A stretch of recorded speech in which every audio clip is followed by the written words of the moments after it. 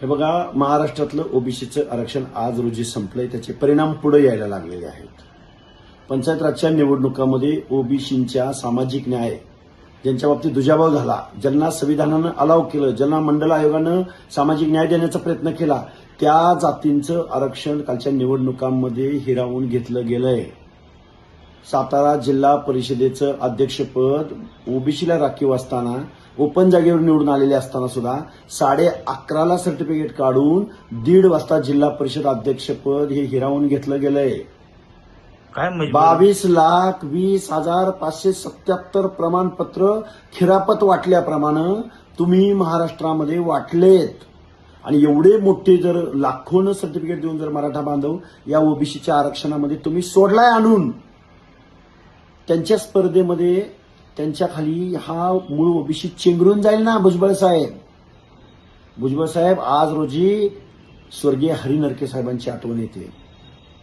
कारण त्यांनी कुणाची भीडभाड न ठेवता, कुठल्या पक्षाची भीडभाड न ठेवता, कुठल्या पदाची भीडभाड न ठेवता त्या माणसानं ओबीसीचं आरक्षण कसं आहे ते आज समजावून सांगितलं असतं.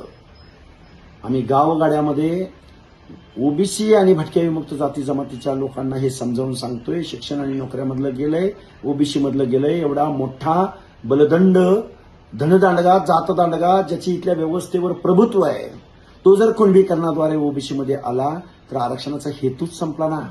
अहो, एखादा भटका कसं काय बरं दौंडच्या जगदाळे कुटुंबियाबरोबर स्पर्धा करू शकेल?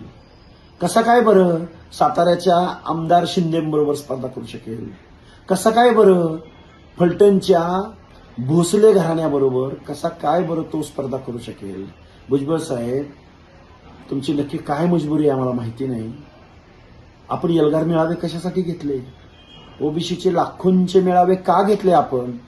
म्हणजे निवडणुकीच्या अगोदर ओबीसी अडचणीत होता आणि आता 22 लाख प्रमाणपत्र देऊन ओबीसी मध्ये मराठा बांधवांना घालून बेकायदा काम करून सुद्धा ओबीसी जर अडचणीत नाही आणि ओबीसीचं आरक्षण गेलं नाही असं जर म्हणत असाल तर धन्यवाद.